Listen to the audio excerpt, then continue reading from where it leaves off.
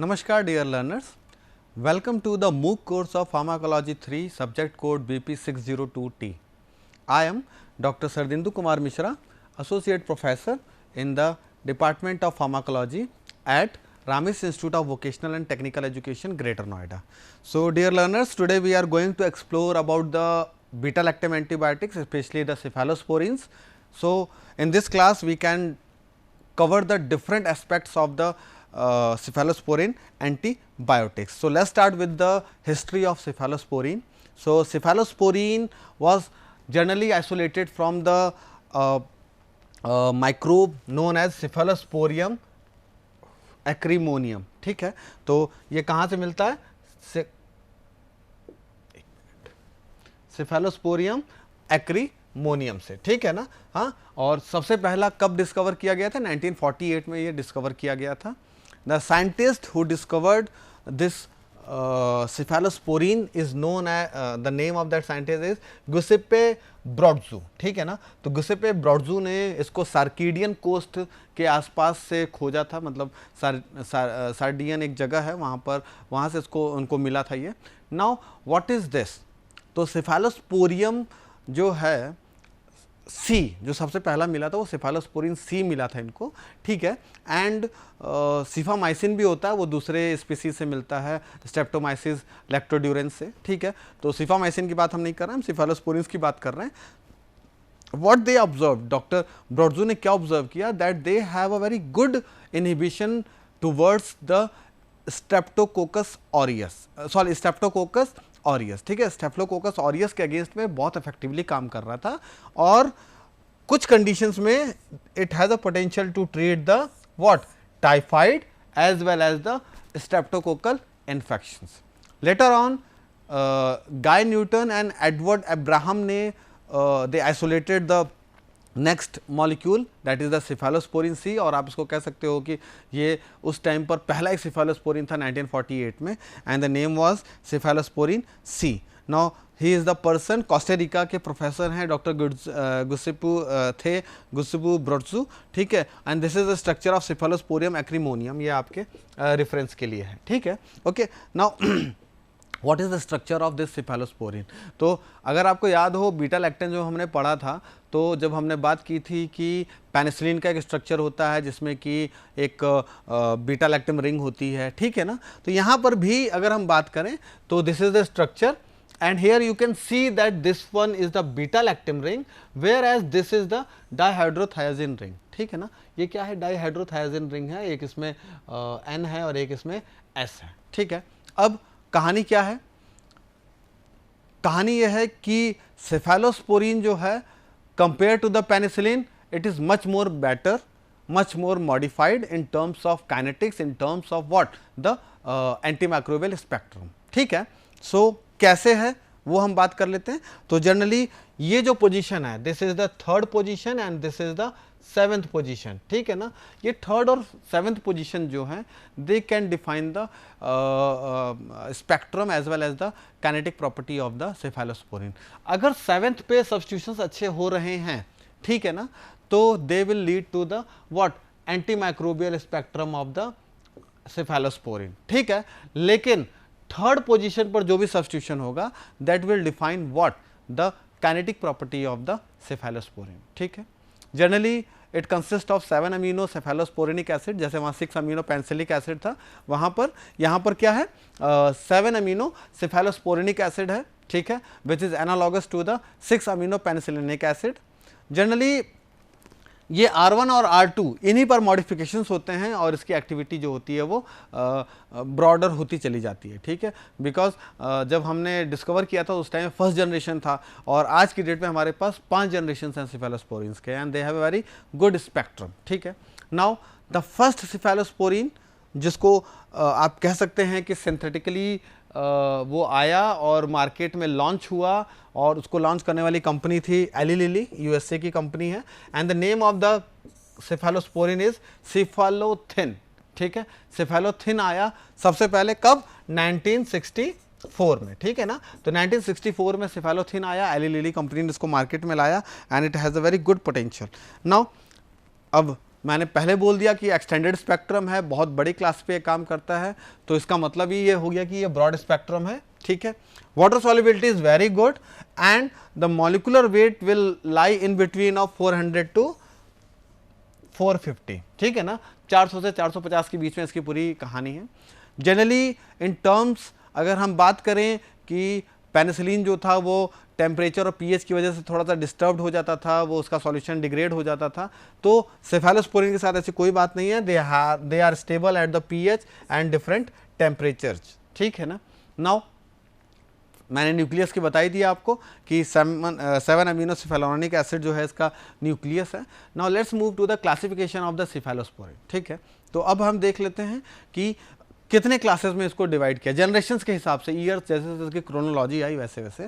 तो जिन जिन पर star mark लगा हुआ है they are orally available, they are orally given, ठीक है, where as the rest are given by the parental route, ठीक है ना। तो ये आपके समझने के लिए है। So in first generation we got the cefadroxil which is orally active, cefazedone जो है वो पेरेंटल रूट से चलता है, सिफाजोलिन पेरेंटल रूट से, सिफालेक्सिन जो है that is also available by पर ओरल रूट। बाकी सारे के सारे जो हैं वो पेरेंटल रूट्स हैं, उसमें सिफेलोथिन भी है, सिफ्राडीन है, सिफ्लोरिडिन है और सिफापिरिन है। लिस्ट इज वेरी लॉन्ग, ठीक है ना, हम सबकी बात नहीं कर सकते। Now what is the spectrum, तो अगर हम बात करें तो फर्स्ट जनरेशन जब आया था तो they have a very good activity against the gram positive bacilli, ठीक है ना। ग्राम पॉजिटिव के अगेंस्ट में ये बहुत अच्छा काम कर रहा था, ग्राम नेगेटिव के अगेंस्ट में थोड़ा सा मॉडरेट इफेक्ट था इसका, थोड़ा कम था, ठीक है। लेकिन जैसे जैसे जनरेशन बढ़ती गई ये ग्राम नेगेटिव में इसका स्पेक्ट्रम जो था वो ज़्यादा अच्छा होता चला गया, ठीक है। So let's move to the second generation. यहाँ पर ओरल जो स्टेबल हैं, जो ओरल रूट से लिए जाते हैं, सिफाक्लोर है और सेफ्रोक्सिम है, ठीक है।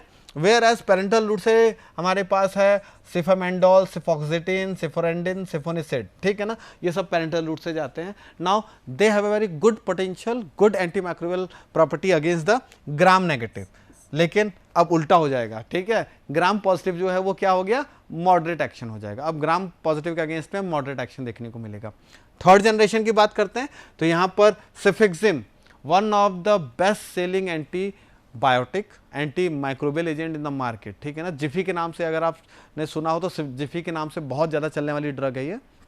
नाउ सिफिक्सिम जो है ओरली स्टेबल है और उसके साथ साथ सिफाडॉक्सिम है और सेफिब्यूटेन है, ठीक है। बट पेरेंटल रूट की अगर हम बात करते हैं तो सिफापेराजोन है, सिफाटॉक्सिम है, सिफराडिम है, सिफाटॉक्सिम है और सिफाट्रैक्सोन है, ठीक है। सब के सब पेरेंटल रूट से दिए जाते हैं, ठीक है, they are not available in the oral formulations. Now यहाँ पर ग्राम नेगेटिव एक्टिविटी और अच्छी हो गई, ठीक है, पहले के कंपैरिजन में, सेकंड जनरेशन के कंपैरिजन में और ज़्यादा यहाँ पर ब्रॉड स्पेक्ट्रम हो गई। बट ग्राम पॉजिटिव के अगेंस्ट में ये काम नहीं करते हैं, इसको आप ध्यान रखिएगा, ग्राम पॉजिटिव के अगेंस्ट में ये काम नहीं करते हैं, बहुत वीक होते हैं, ठीक है ना।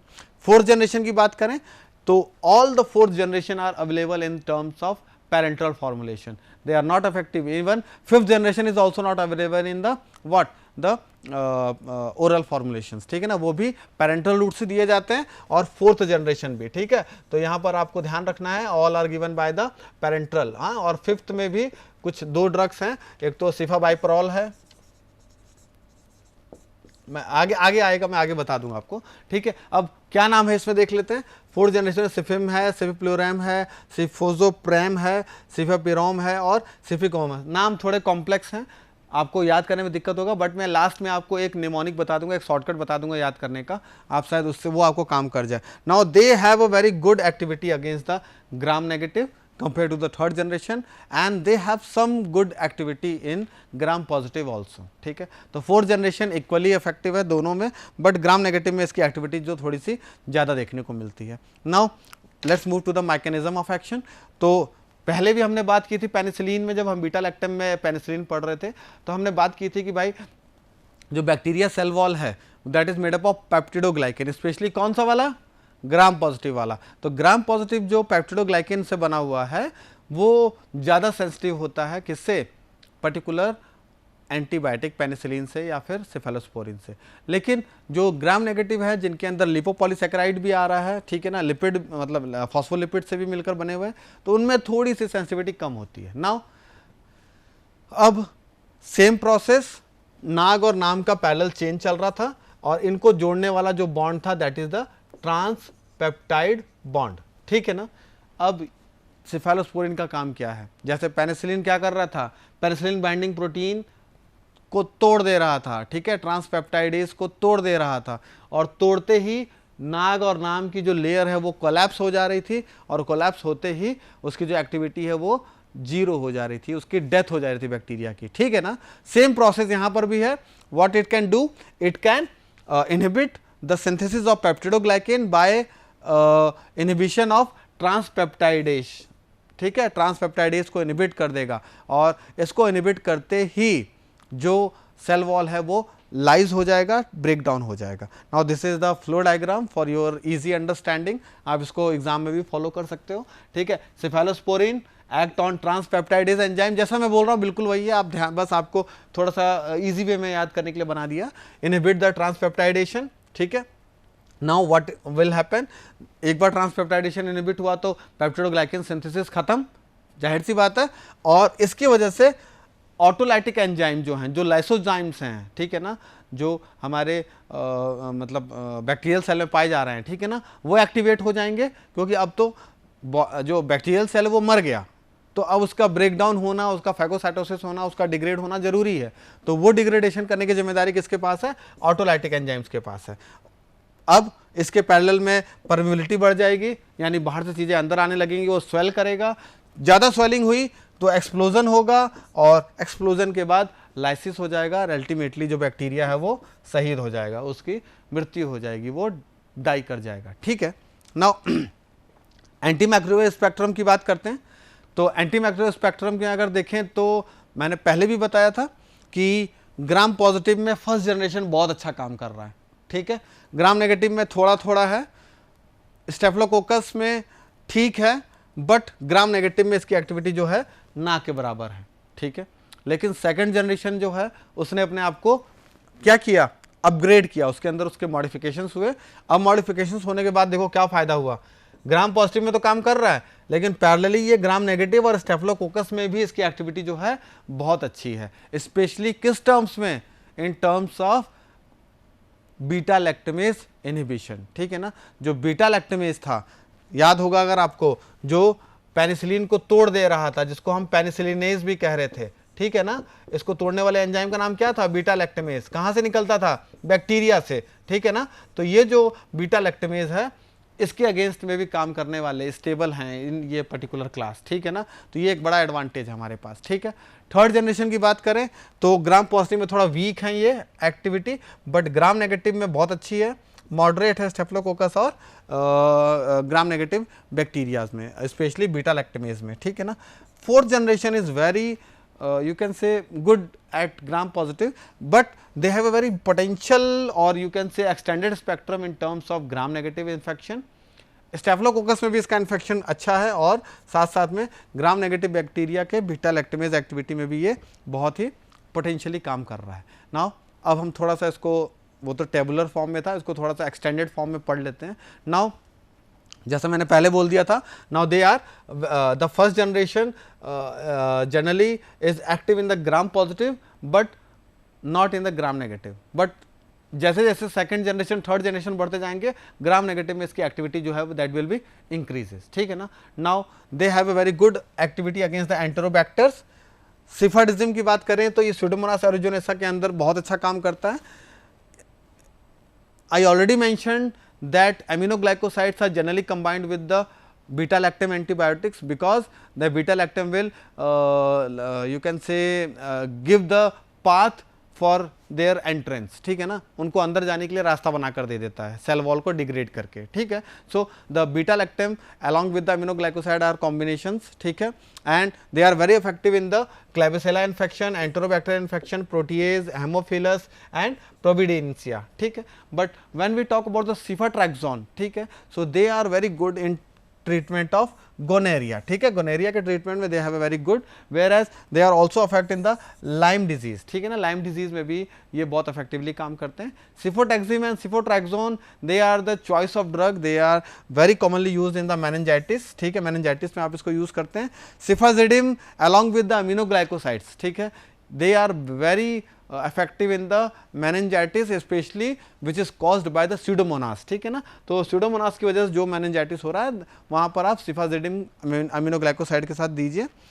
पैरेलली अगर कम्युनिटी एक्वायर्ड निमोनिया है, किसी एक पर्टिकुलर एरिया में निमोनिया जो है फैल गया है, ठीक है ना, तो वहाँ पर ये बहुत अच्छा काम करता है और वहाँ पर हम इसको बहुत ज़्यादा चलाते हैं, ठीक है। और यूजेस की बात कर लें तो स्किन और सॉफ्ट टिश्यू इन्फेक्शंस में हम इसको यूज़ कर सकते हैं। They are very good as a alternative in terms of ENT infection. अगर आप पेनिसिलिन नहीं चलाना चाहते हैं, पेनिसिलिन से एलर्जी है पेशेंट को, so we can move to the cephalosporins, they are very good, ठीक है। पैरेलली सेप्टिसेमिया में, यानी सेप्टिसेमिया वर्ड अब बार बार आ रहा है, तो आप इसको ऐसे समझ लीजिए कि ब्लड में सेप्सिस हो जाना, ठीक है। हम कहते हैं ना, अगर आपका कोई घाव हो गया, आपने उसका ट्रीटमेंट नहीं किया प्रॉपरली, तो वहाँ पर क्या होगा, माइक्रोबियल ग्रोथ जो है वो हो जाएगा, ज़्यादा हो जाएगा और फिर धीरे धीरे वो ब्लड में आ जाएगा, ठीक है। और एक बार अगर इन्फेक्शन एक पर्टिकुलर साइड से ब्लड में आ गया तो वो मल्टीपल जगह पर जाकर इन्फेक्शन कॉज करेगा and this will lead to the death of the patient, ठीक है ना। तो ये एक थोड़ा सा कॉम्प्लेक्स प्रोसेस है। तो सेप्टिसेमिया में भी हम इसको यूज करते हैं। It is a choice of drug, specially what type of septicaemia which is caused by the gram negative bacilli. इसको हम सर्जरी के पहले भी चलाते हैं एज ए प्रोफाइलैक्सिस, ठीक है। बिकॉज जब सर्जरी में पेशेंट जाता है तो despite of various precautions arranged by the OT staff, ठीक है ना, there excuse me, there may be chance that the patient will get infected, और होता है, जनरली होता ही है, ठीक है। तो वहाँ पर हम सिफाजोलिन जो है that is a choice of drug, वहाँ पर हम यूज़ करते हैं। टाइफाइड में it is a choice of drug. Nosocomial hospital acquired infections हैं, आप गए बुखार और खांसी लेकर और वहाँ पहुँचने के बाद पता चला कि आपको निमोनिया भी हो गया, तो it is what, it is a type of what, hospital acquired और नोजोकोमियल इन्फेक्शन, ठीक है ना। वहाँ पर भी आप इसको यूज़ कर सकते हैं and it is a very good potential. Respiratory tract infection मैंने पहले बता दिया, जिसमें स्पेशली अगर हम बात करें तो एक्यूट साइनोसाइटिस, ओटाइटिस मीडिया और अनकॉम्प्लिकेटेड UTI में भी इसको यूज़ करते हैं। नाउ एक सेफेलोस्पोरिन के अलावा एक एक्स्ट्रा क्लास था जिसका मैंने नाम आपको पहले ही बताया था, सीफामाइसिन, और ये कहाँ से मिला था हमको, स्ट्रेप्टोमाइसिस, पूरा नाम था उसका लैक्टोड्यूरेंस, ठीक है ना, लैक्टोड्यूरेंस से ये हमको मिला था, तो इसलिए इसको हमने सीफामाइसिन बोल दिया था। And they have a very good action against the aerobic as well as the anaerobic bacilli, ठीक है, इन्फेक्शंस, ठीक है। And generally they are used for the gynaecological infections, intra abdominal infections and what, skin and soft tissue infections, ठीक है। Now अब कहाँ पर ये काम नहीं करेगा, कहाँ पर इसकी एक्टिविटी जीरो है, ठीक है, तो वहाँ पर एक्टिविटी इसकी जीरो है इन terms of penicillin resistant Streptococcus pneumoniae. MRSA में भी ये इसकी पोटेंसी बहुत अच्छी नहीं मानते हम। MRSE जो है, MR का मतलब मैथिसिलिन रेजिस्टेंट है, SA का मतलब स्ट्रेप्टोकोकस ऑरियस, ठीक है, और यहाँ पर मैथिसिलिन रेजिस्टेंट स्ट्रेप्टोकोकस है, ठीक है ना, तो वहाँ पर भी ये काम नहीं करेगा। इसके अलावा लेजियोनेला के इन्फेक्शन में या फिर एल मिकेडेडी, कैम्पेलोबैक्टर डिफिसिल और कैम्पेलोबैक्टर जेजुनी जो कि डायरिया कॉज करते हैं, वाइटरी स्टूल कॉज करते हैं, वहाँ पर भी इसकी यूजेज जो हैं नहीं है, वहाँ पर भी ये इनफेक्टिव है, तो वहाँ पर भी आप इसको ना यूज़ करें, ठीक है। Now let's move to the 5th generation, ठीक है ना।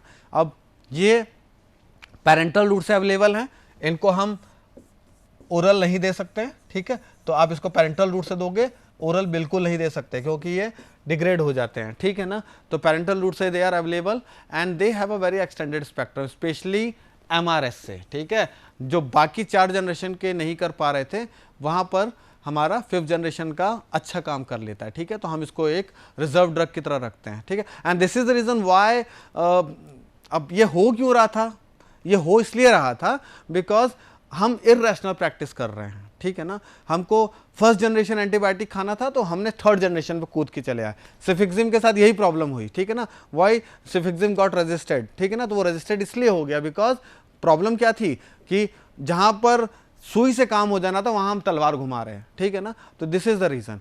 Okay, now they have a very good activity against the penicillin resistant S pneumoniae and enterococcus, ठीक है। तो 5th जनरेशन का बहुत इंपॉर्टेंट रोल है, स्पेशली इसमें जो ड्रग्स हैं that is the ceftobiprole and ceftaroline, ठीक है ना, तो these are the examples of the 5th generation antibiotic. Now let's move to the what is the mechanism of resistance. अब भाई ये काम कैसे कर रहा है, कैसे रेजिस्टेंस डेवलप करेगा, ठीक है। तो जैसे पहले हो रहा था, पहले एक तरीका क्या था कि ये जो बीटा लैक्टेमेज है वो ज़्यादा बनने लग जाए और ज़्यादा बनने की वजह से एंटीबायोटिक सेफालोस्पोरिन इनएक्टिव हो जाए। एक तो तरीका इनका सिंपल ये है।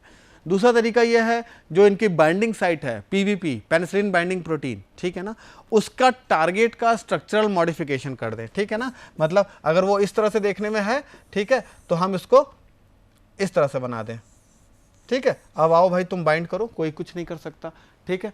इसके अलावा दूसरा तरीका क्या है, we got the impaired penetration, ठीक है ना। अब जो मॉलिक्यूल को अंदर आने के लिए रास्ता बनना चाहिए था, ठीक है ना, वो रास्ता किसने डैमेज कर दिया, हमारे बैक्टीरिया ने। उसने कुछ ऐसे चेंजेस कर दिए जिसकी वजह से अब वो आराम से अंदर नहीं आ सकता है। और लास्ट में इनके पास एक तरीका बचता है इफ्लक्स का। बैक्टीरिया जनरली इफ्लक्स के थ्रू भी रेजिस्टेंस डेवलप करते हैं, अगर वो चाहें तो एक्स्ट्रा कंसंट्रेशन जो है आपके ड्रग की उसको निकाल कर बाहर फेंक दें। Now this is the diagram which depicts all the possible mechanisms of resistance, ठीक है। दिस इज द इफ्लक्स, देखो यहाँ ड्रग है, इसने उठा के उसको बाहर फेंक दिया, यहाँ पर अपटेक को डिक्रीज कर दिया, अंदर आने नहीं देगा, ठीक है। तीसरा, इसने एक एंजाइम बना दिया और बीटा लैक्टेमेज जो कि क्या कर देगा, पेनिसिलिन को डिग्रेड कर देगा। And the last one is the what, the alteration in the binding site. PVP के अंदर कुछ हमने चेंजेस कर दिया, ऐसा प्रोटीन बना दिया जिसकी वजह से बाइंडिंग ही नहीं हो रही है, ठीक है ना। तो दीज आर द पॉसिबल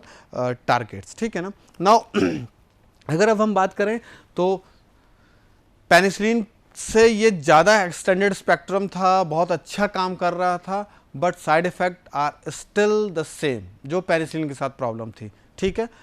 अब क्या क्या साइड इफेक्ट्स हैं थोड़ा हम देखते हैं, एक्सप्लोर करते हैं। तो हाइपर सेंसिटिविटी रिएक्शंस देखने को बहुत ज़्यादा मिलते हैं, स्पेशली आपको एनाफाइलैक्सिस, ब्रोंकोस्पाज्म और अट्रिकेरिया, ये बहुत कॉमन देखने को मिलता है। किसके साथ, सेफालोस्पोरिन के साथ। तो अगर आपने, अब ये ऐसा नहीं है कि ये सारे पेशेंट्स में होगा, side effect is not applicable to all patients, किसी में होगा किसी में नहीं होगा, that will be depending on their ADME, ठीक है ना। कुछ कंडीशंस में लेट साइड इफेक्ट्स देखने को मिलते हैं, आपने ट्रीटमेंट चला लिया 10 दिन के बाद आपको साइड इफेक्ट आ रहा है, जैसे आपको मैकुलोपैपुलर इन्फेक्शन हो जाएगा, फीवर होने के चांसेस बढ़ जाएंगे और इयोसिनोफिलिया होने के चांसेस बढ़ जाएंगे, ठीक है ना। यानी छोटी छोटी फुंसी होने के चांसेस बढ़ जाएंगे, साथ में आपको फीवर आएगा और इयोसिनोफिल्स का काउंट जो होगा वो बढ़ जाएगा, ठीक है ना। This is the indication of allergy, ठीक है। इसके अलावा क्रॉस रिएक्टिविटी है, यानी कि कभी कभी अगर आपने 2 ड्रग साथ में चला दिए तो वो क्रॉस रिएक्शन हो सकता है और वो भी कहीं ना कहीं हमारे को साइड इफेक्ट की तरह काम करता है। दे आर ऑल्सो नेफ्रोटॉक्सिक, यानी कि ये भी किडनी को डैमेज करते हैं। So if we are prescribing this medicine to a patient who is compromised in renal function, तो प्लीज टैपर द डोज, ठीक है ना। अगर किसी पेशेंट में आप चला रहे हो जहाँ पर उसका जो किडनी है सही से काम नहीं कर रहा, तो वहाँ पर प्रॉब्लम होने के चांसेस बढ़ जाएंगे। इसके अलावा थोड़ा सा कोलाइटिस होने के चांसेस हैं एंटीबायोटिक की वजह से, क्योंकि ये माइक्रोबियल फ्लोरा को डिस्टर्ब कर रहा था।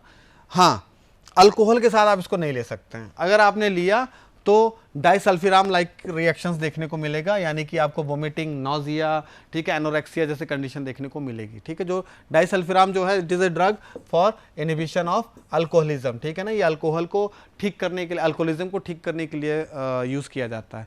थ्रोम्बोसाइटोपिनिया होने के चांसेस बहुत ज़्यादा हैं, जो कि प्लेटलेट डिसफंक्शन को इंडिकेट करता है, और कभी कभी कुछ कंडीशंस में बोन मैरो डिप्रेशन भी देखने को मिलता है, specially ग्रेनुलोसाइटोपिनिया। So let's bind up the cephalosporin. This is the mnemonic which I told you in the previous slides कि मैं बता दूंगा कैसे याद करना है। तो जनरली अगर फर्स्ट जनरेशन को याद करना है तो आप देखो सीफा कहाँ कहाँ है, जहाँ जहाँ SCEFA होगा, ठीक है ना भाई, वहाँ पर आपका फर्स्ट जनरेशन होगा। यहाँ देखो सिफाड्रॉक्सिल में है, सिफ्लेक्सिन में है, सिफाजोलिन में है और सिफ्राडाइन में भी है। थोड़ा सा याद करने का तरीका, इसको सिंपल कर सकते हैं। सेकेंड जनरेशन में देखो 2 फॉक्सेस फॉर टी, अब 2 फॉक्स वर्ड आएंगे और किसके लिए 1 टी आएगा, ठीक है ना। तो आप देखो 1 फॉक्स और 1 टी, 1 फॉक्स और 1 T, fox T, fox T, ठीक है ना। तो मेरे यही कहने का मतलब है कि आप इसको ऐसे याद कर लो कि 1 फॉक्स, 1 फॉक्स और उसके बाद टी, ठीक है ना। तो ये तरीका हो गया सिफरॉक्सिम, सिफॉक्सिटिन, सिफाक्लोर और सिफ्रोटेटन को याद करने का।